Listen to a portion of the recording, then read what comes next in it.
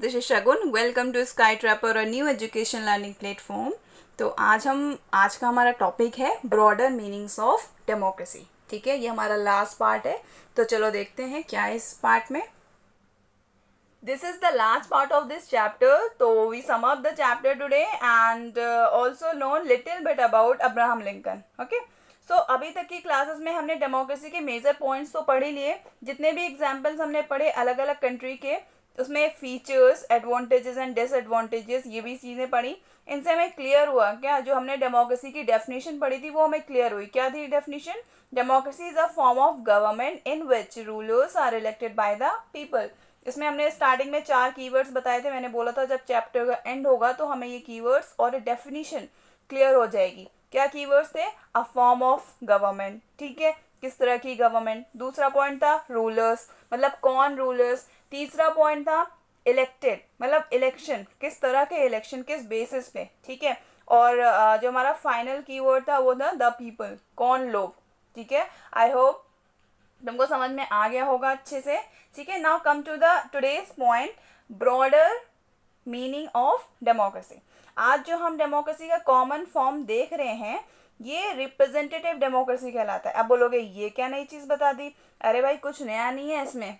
हम चैप्टर में जो कुछ भी पढ़ा है वही है ये रिप्रेजेंटेटिव डेमोक्रेसी. बस थोड़ा सा इसका नाम बदल दिया है. जिन कंट्रीज को हम डेमोक्रेटिक कहते हैं ना, वहाँ सभी लोग रूल नहीं करते. ठीक है, जैसा कि हम ऑलरेडी पढ़ चुके हैं, डेमोक्रेटिक कंट्री में रूल कौन करता है? रिप्रेजेंटेटिव रूल करते हैं. तो सभी लोग रूल नहीं करते, मतलब शासन नहीं करते. रूल तो करते हैं कौन? जनता के रिप्रेजेंटेटिव, जिनको खुद देश की जनता ने इलेक्ट करके अपना लीडर सिलेक्ट किया है. ठीक है, इन्हीं रिप्रेजेंटेटिव को ही जनता की साइड से डिसीजन लेने का क्या होता है? राइट होता है. Now the point is that why it is necessary to elect a representative. इसका पहला और मेन रीज़न ये है, मतलब समझ रहे हो कि क्यों रिप्रेजेंटेटिव को इलेक्ट किया जाता है. ठीक है, क्यों हर कोई इंडिविजुअली नहीं अपना रूल कर सकता. ठीक है, तो इसका सबसे पहला रीज़न है कि क्यों रिप्रेजेंटेटिव्स को इलेक्ट किया जाता है. वो है reason population. Population of the country, country की पॉपुलेशन. अगर जनता के रिप्रेजेंटेटिव नहीं होंगे तो उनकी बात गवर्नमेंट तक कैसे पहुंचेगी. अब 135 करोड़ आबादी वाले भारत देश में अगर हर किसी को बुला के उसकी शिकायतें, ज़रूरतें या फिर राय सुनने लगे तब तो फिर हो गया काम, है ना. ऐसे तो देश चलेगा नहीं. तो क्या हुआ, और अगर ऐसा करना भी चाहें तो भी नहीं पॉसिबल है. क्यों नहीं पॉसिबल है? क्योंकि the citizen does not have time और the skill to take part in all the decision. So this is the reason. अब हम इस रीज़न से डेमोक्रेसीज एंड नॉन डेमोक्रेसीज में डिफरेंस तो देख सकते हैं, लेकिन इससे ये क्लियर अभी भी नहीं हुआ है कि democratic and democracy and good democracy में क्या डिफरेंस है.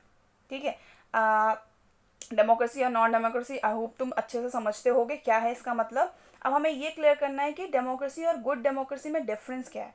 शायद तुम सोच सकते हो कि डेमोक्रेसी और गुड डेमोक्रेसी में डिफरेंस क्या है. देखो, अगर किसी भी चीज़ के एडवांटेजेस और डिसएडवांटेजेस हैं तो इतना तो श्योर है कि वो चीज़ परफेक्ट नहीं है.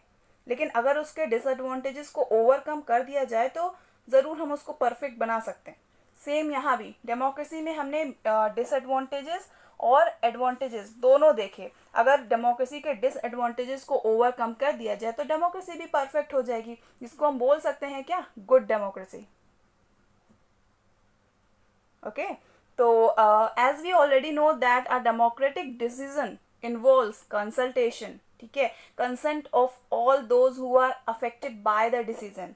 उनका भी कंसेंट लिया जाता है जिनको डिसीजन से प्रॉब्लम होती है. ठीक है, those who are not powerful have the same taking the decision as those who are powerful. मतलब जो पावरफुल में मतलब जो पावर में नहीं है वो भी उस डिसीजन को एक्सेप्ट करते हैं. ठीक है, किसके लिए डिसीजन के, मतलब किसके द्वारा लिए गए डिसीजन को? पावरफुल पार्टी, पावरफुल गवर्नमेंट के द्वारा लिए गए डिसीजन को. ठीक है, डेमोक्रेसी वाली थिंकिंग सिर्फ सरकार बनाने या लीडर को इलेक्ट करने के लिए नहीं होती, बल्कि फैमिली, ऑर्गेनाइजेशन, इंस्टीट्यूट, हर कहीं ये एप्लीकेबल होनी चाहिए. ठीक है, तो तुम्हारी बुक में बहुत अच्छा एग्जाम्पल दिया है. किस चीज़ का? इसी चीज़ का, मतलब कि ये डेमोक्रेसी हर कहीं ज़रूरी नहीं है सिर्फ गवर्नमेंट में अप्लाई हो. देखो एग्जाम्पल क्या है. पहला एग्जाम्पल है, I do not like teachers who do not allow student to speak and ask question in the class, I would like to have teachers with democratic temperament. मतलब एक बच्चे ने कहा है कि मुझे उस तरह के टीचर्स बिल्कुल पसंद नहीं हैं जो स्टूडेंट को क्लास में बोलने की परमिशन नहीं देते हैं, क्वेश्चन आस्क मतलब क्वेश्चन पूछने की परमिशन नहीं देते. मुझे ऐसा टीचर चाहिए जो एक डेमोक्रेटिक टेम्परामेंट का हो. ठीक है, ये एक एग्जाम्पल दिया है कि सिर्फ गवर्नमेंट के बेसिस पे नहीं, मतलब गवर्नमेंट में ही नहीं एक डेमोक्रेटिक का थिंकिंग होना चाहिए, हर कहीं होना चाहिए. दूसरा एग्जाम्पल दिया है, one leader and his family members decide everything in this party. मतलब एक लीडर और उसके फैमिली मेंबर वही डिसाइड करते हैं कि पार्टी में क्या होना है. ठीक है, तो how can they talk of democracy. तो कैसे ये सब करने के बाद वो कैसे कह सकते हैं कि इंडिया डेमोक्रेटिक कंट्री, या फिर किसी भी कंट्री को लेके हम बोल सकते हैं. ठीक है, सिर्फ इंडिया की बात नहीं कर रहे हैं, हर कंट्री के लिए एग्जाम्पल है. ओके, तो क्या ये दोनों एग्जाम्पल डेमोक्रेसी के फेवर में है? बिल्कुल नहीं है. देखो, मैं ये नहीं कह रही हूँ कि 100% ऐसा ही होता है, लेकिन ज़्यादातर 80% ऐसा होता है.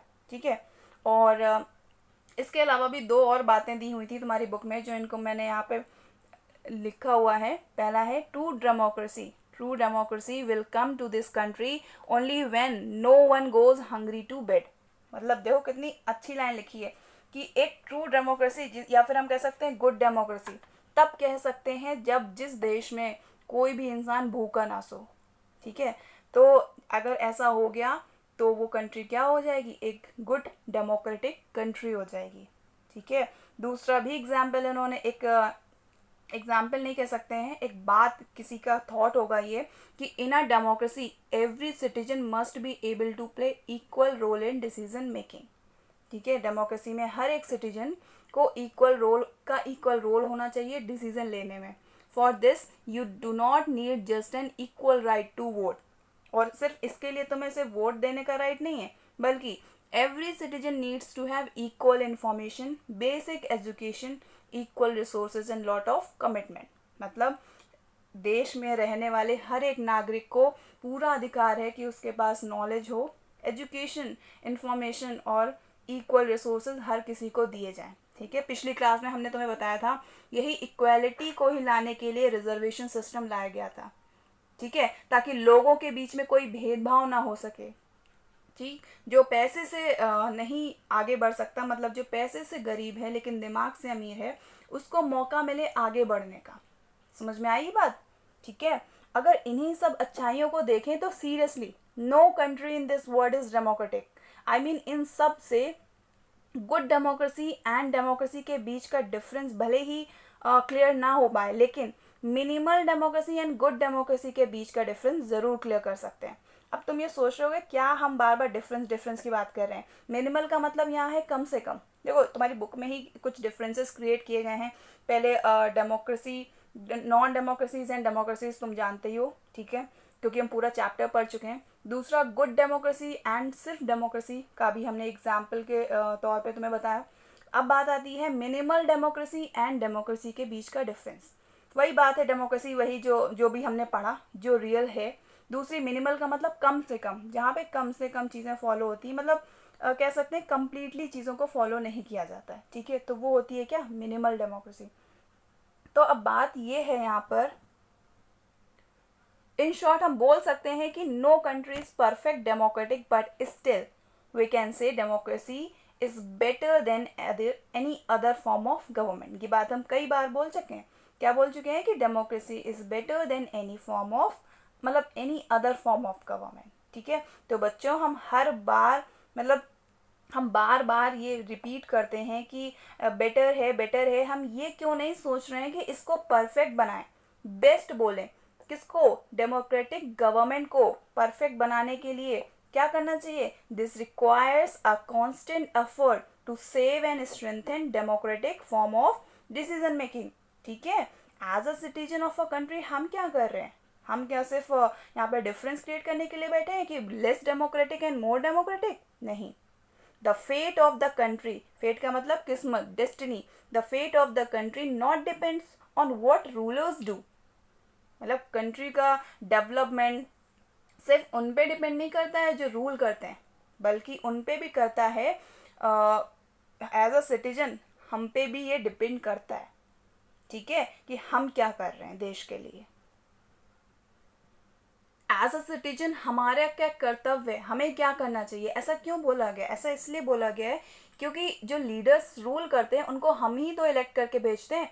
तो कहने का मतलब ये है कि हमें ऐसा लीडर चुने जो हमारे देश को तरक्की दे पाए, मतलब डेवलपमेंट हो, हमारा देश मतलब डेवलप हो और लोगों को कोई परेशानी ना हो, हर किसी की मतलब देश की जनता के प्रॉब्लम्स को सॉल्व करे और लोगों को खुश रखे। और ये जो बार बार मैं बोल रही हूँ अदर फॉर्म ऑफ गवर्नमेंट, ठीक है, समझ में आ रही क्या है other form of government? These are the government like monarchy, dictatorships और one party rule do not require all citizens to take part in politics. मतलब जो ये गवर्नमेंट होती है ना, monarchy, dictatorships and one party, इनमें हर एक सिटीजन रूल मतलब उनका पॉलिटिक्स में पार्ट लेना ज़रूरी नहीं है, ठीक है। अब मोनार्की और डिक्टेटरशिप समझ रहे हो ना? हिस्ट्री में हमने पढ़ा था लुई 16 और निकोलस, ये दोनों जो रूलर थे ये मोनार्क सिस्टम के टाइम के रूलर थे, ठीक है। अच्छा, फॉर अपने इंडिया से एग्जांपल लेते हैं, जैसे हमारे जो अकबर थे वो मोनार्क सिस्टम के एग्जाम्पल है। मतलब अकबर के मरने के बाद फिर उनका बेटा राजा बना जहांगीर, देन जहांगीर के बाद शाहजहां। तो इस तरह से जो राजा बनते हैं तो इनको मोनार्क सिस्टम बोलते हैं, ठीक है। और डिक्टेटरशिप का एग्जाम्पल हम देते हैं औरंगजेब का। देखो कंफ्यूज मत होना कि मोनार्क सिस्टम और डिक्टेटरशिप अलग है। बस ये है कि अगर मोनार्क सिस्टम का अगर राजा अच्छा है तो कोई बात नहीं, और अगर तेज तर्रार है और तानाशाह है तो एक तरह से हम कह सकते हैं डिक्टेटरशिप रूल इस्टेब्लिश है कंट्री में, ठीक है। जैसे औरंगजेब था वो बहुत ज़्यादा तानाशाह था, निकोलस था, है ना, लुई 16 थे, ये जितने भी रूलर्स थे ये बहुत ज़्यादा क्या थे, अत्याचारी थे, ठीक है। और वन पार्टी रूल तो हम बता ही चुके हैं बहुत सारी कंट्रीज़ में। अभी एग्जांपल्स भी हमने देखे थे इस चैप्टर में कि कई सारी कंट्रीज़ में सिर्फ एक पार्टी है, जहाँ तो एक पार्टी है तो उसको हम नॉन डेमोक्रेटिक ही बोलेंगे, ठीक है। और आज के टाइम एग्जांपल देखें तो हमारा चाइना तो है ही जीता जागता एग्जांपल, जहाँ पर सिर्फ एक पार्टी है। कौन सी पार्टी है? चाइनीज़ कम्युनिस्ट पार्टी, ठीक है। और उसको कौन लीड करता है? शी जिनपिंग, ठीक। तो अब आज का चैप्टर, तो ये चैप्टर तो हमारा फिनिश होता है। इन सब के अलावा भी आज हम तुमको कुछ एक चीज़ बताने वाले हैं। मैंने बताया था स्टार्टिंग में अब्राहम लिंकन के बारे में। तो ये अब्राहम लिंकन हैं, ये कौन थे? ये यूएस के 16 प्रेसिडेंट थे। इनका टाइम पीरियड था 1861 से 1865, ठीक है। इनके बारे में तुम लोगों ने शायद सुना होगा। इन्होंने अपनी एक स्पीच में एक फ्रेज डिलीवर किया था। क्या किया था? Government of the people, bye the people, for the people, ठीक है। क्योंकि उस वक्त क्या यूएस ना एक डेमोक्रेटिक कंट्री था, ठीक है। तो वहाँ पे प्रेसिडेंशियल इलेक्शंस वगैरह होते थे। तो ये लोग एक civil war, American civil war हुआ था, तो उस वक्त ये अपनी स्पीच दे रहे थे। वहाँ पर इन्होंने बोला, इनका एक डेमोक्रेटिक गवर्नमेंट को लेकर बोला कि गवर्नमेंट ऑफ द पीपल, मतलब गवर्नमेंट किसकी है? लोगों की सरकार, लोगों के द्वारा बनाई गई और लोगों के लिए, समझ रहे हो? मतलब लोगों द्वारा, लोगों की, लोगों के लिए, मतलब सब कुछ डिपेंड करता है किस पर? पीपल ऑफ द कंट्री पे, ठीक है। तो गवर्नमेंट सिर्फ खुद के लिए नहीं है, वो सिर्फ लोगों के लिए। कौन से लोगों के लिए? देश के लिए, देश की जनता के लिए, ठीक है। ये इनका फ्रेज था जो बहुत ही फेमस था। अब क्योंकि हम डेमोक्रेसी चैप्टर पढ़ रहे हैं और ये उसी से रिलेटेड है, इसलिए मैंने एज एग्जाम्पल यहाँ पे रखा है। इसको तुम्हें ऐसे सिलेबस के पॉइंट ऑफ व्यू से याद करने की ज़रूरत नहीं है, लेकिन हाँ एज अ नॉलेज पता होना चाहिए, ठीक है। तो आज हमारा ये चैप्टर फिनिश होता है और अब हम नेक्स्ट क्लास में दूसरा चैप्टर पढ़ेंगे, कॉन्स्टिट्यूशन, ठीक है। Till then good bye.